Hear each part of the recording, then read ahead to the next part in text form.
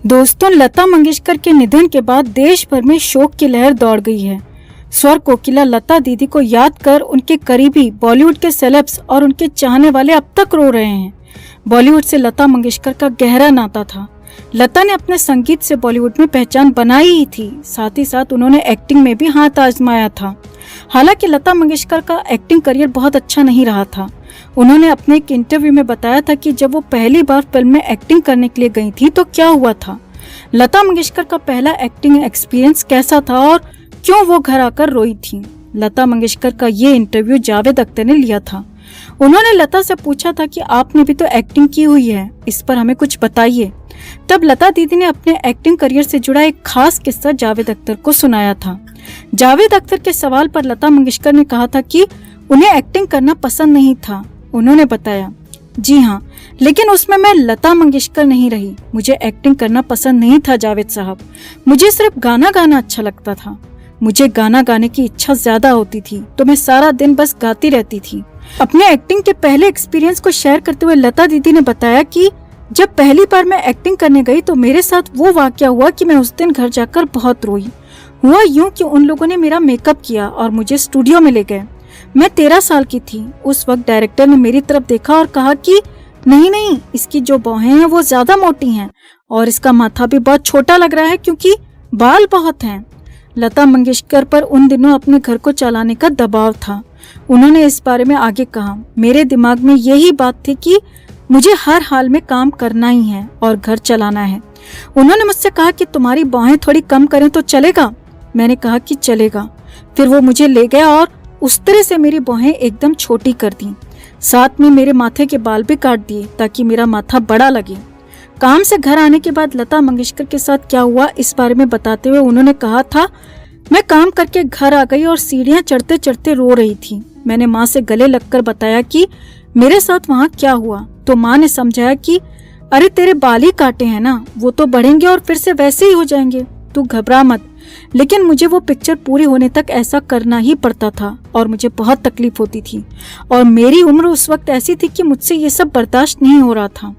लता ने बताया था कि उनके घर का वातावरण सेट से बिल्कुल अलग था। उन्होंने बताया, मेरे पिताजी बहुत कंजर्वेटिव थे, उनको ये पाउडर लगाना, मेकअप करना अच्छा नहीं लगता था।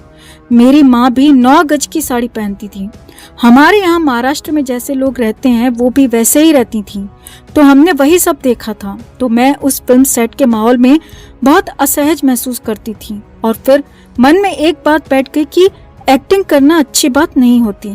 आपको बता दें कि लता मंगेशकर ने कुछ ही फिल्मों में काम किया था और वो भी मजबूरीवश पैसों की तंगी के चलते, घर चलाने के लिए।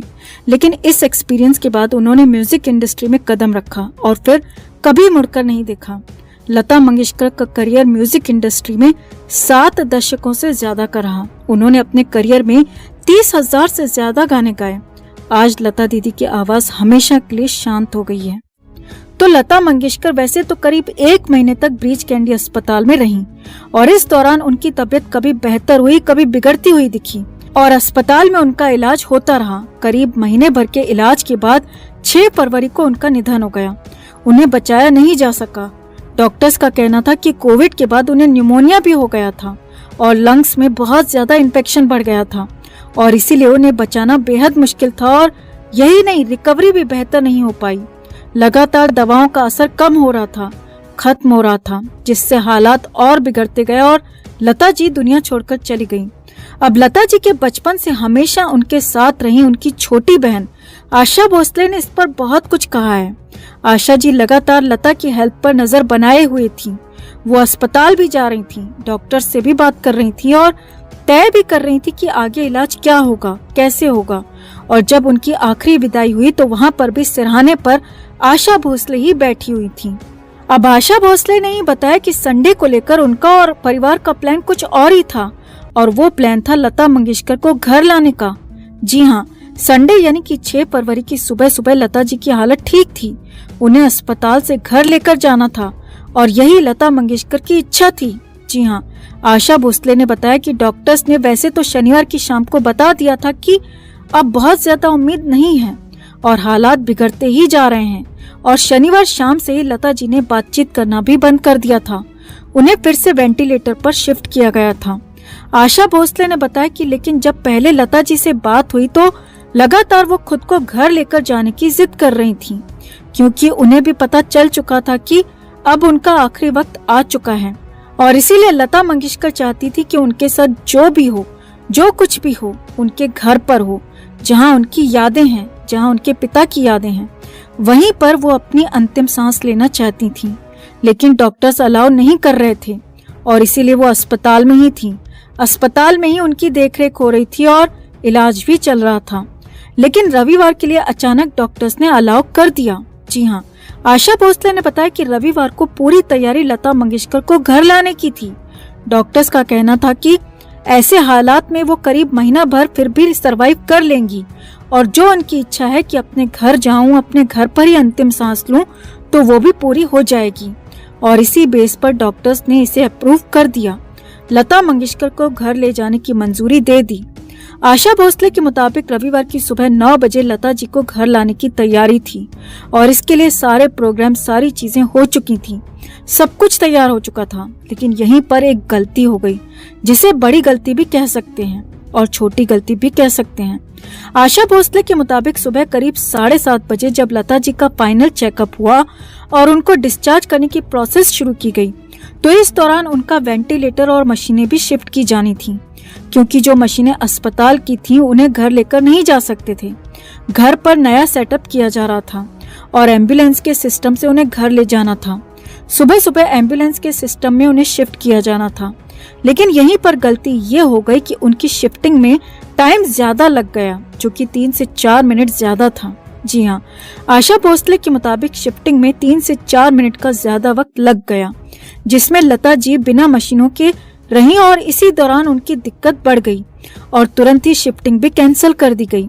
अब यहाँ पर आगे बढ़ने से पहले आपको बता दें कि लता मंगेशकर मशीनों के सहारे चल रही थीं।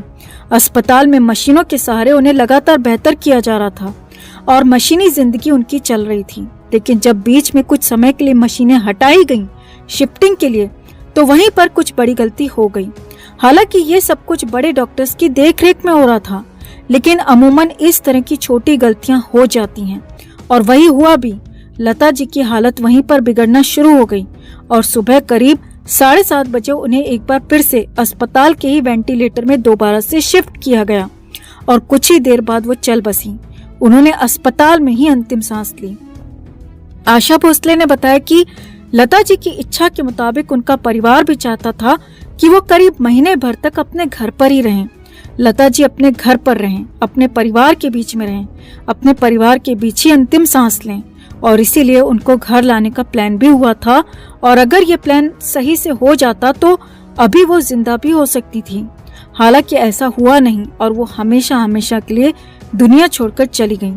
हालांकि ये भी सच है कि डॉक्टर्स ने भी साफ साफ बता दिया था कि वो बहुत ज्यादा दिन तक नहीं बच पाएंगी, लेकिन सिर्फ लता मंगेशकर की इच्छा पूरी करने के लिए उन्हें घर लाया जा रहा